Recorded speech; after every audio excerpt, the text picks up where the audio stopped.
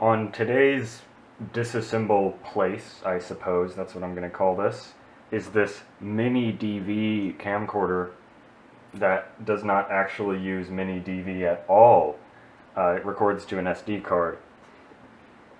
Now, the reason I'm taking this apart is because it's useless. It's awful as a camera.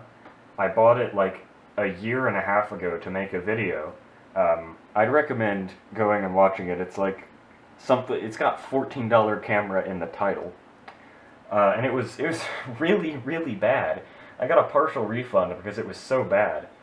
But you know, the real proponent for me taking it apart and figuring out why it's so bad is, you know, I strapped it to my bike this morning, just duct taped it onto the handlebars, rode around for half an hour, and well, this was the result. I'm going to show 30 seconds, exactly 30 seconds of clips from this camera now from that ride.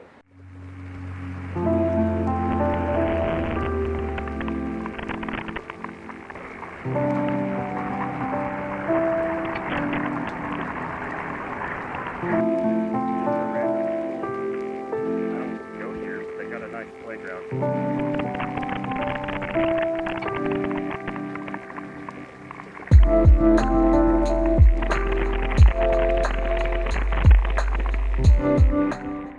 Yeah, that's why. And you want to know how big that file was? 3 gigabytes. That's a gigabyte per 10 minutes. That's insane. If you download a YouTube video, you can get like an hour-long 1080p video with variable bitrate that's, you know, less than a gigabyte. My 720p camera that I use for side shots is a much higher resolution than this. And every 10 minutes of footage from it is about 300 megabytes, not a whole gigabyte.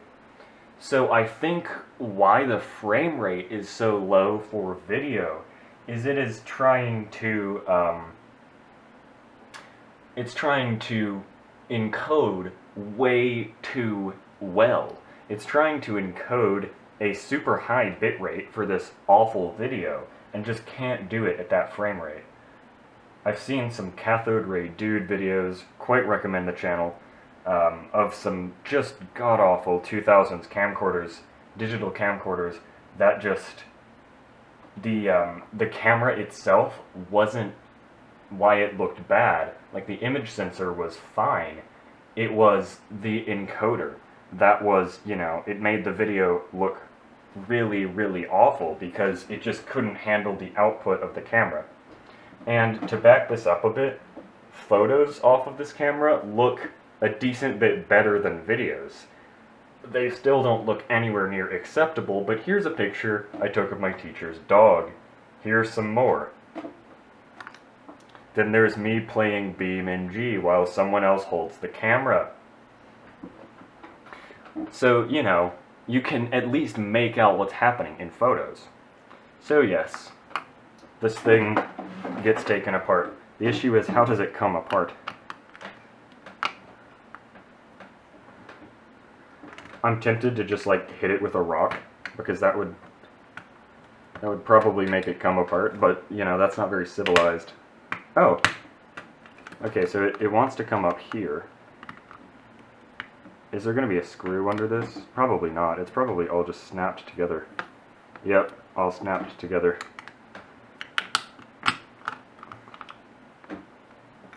What is that? So they created a cutout for this capacitor here. So there's just a hole in there for the capacitor. So how does this actually come apart then? I don't want to stab my screwdriver like under this section because this is probably where the battery is. Okay, so that just took the panels off. How? What? There we go. Okay, so I stuck the screwdriver in the SD card slot and popped it open. You've got a decently sized battery. What is this? 180 milliamp hours. That is pathetic. That's hilarious. So yeah, this thing must consume very little power. The regular 3.7 volts, 0.666 watt hours.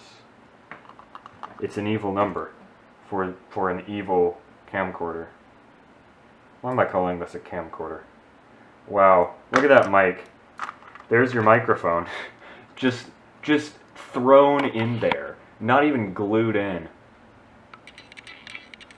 So that must be why you can only hear it like half the time, because it's not even like exposed to the outside. I see an IC on the back, but that is IC and IC. But that's probably not the chip that actually, you know, powers this little war crime of a camera. That probably just handles like power button or something. The actual video chip is probably farther in. Oh, whoops, I turned it on. So it still works somehow. Often this cheap crap just like starts self-destructing when you take it apart. And yeah, this whole thing is just glued and snapped together. So there is absolutely no way that you're going to get one of these apart without destroying the casing. I'm creating an audio recording right now, allegedly, but there isn't a an SD card slot. Like, there isn't a card in the slot, so I don't know how it's doing that.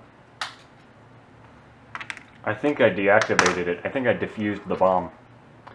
Well, here it is in all its tiny camera glory.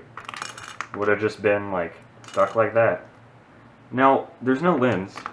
There is no lens. There is absolutely no lens. There was no lens. I could just stick my screwdriver through the hole on the front.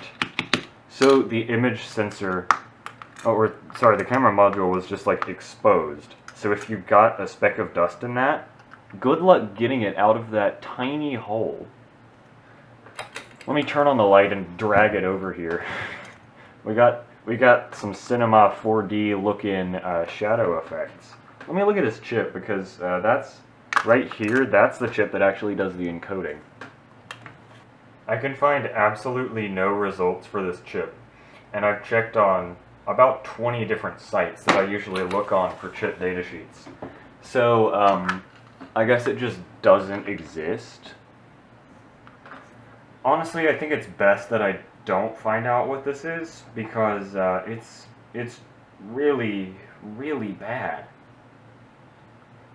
Is this some sort of weird transistor? Look at this. The little black bar there. Looks like it has 3 pins. I'm not sure. Yeah, that's your encoder chip, I suppose, that actually does the video.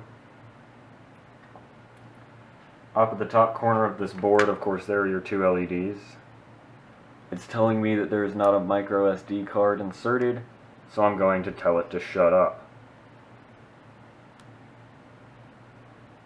That did not work. Half the time this thing does not turn off, and that was a thing with it before I disassembled it. It just would not turn off for some reason. But, I mean, if you've ever wondered what's inside a $14 tiny, awful camera, that's it. That is it for this video. Thank you everyone for watching. Consider subscribing if you enjoyed. It helps out the channel quite a lot. You can always unsubscribe if you want to, but why would you want to? But yeah, thanks for watching, and see you next time.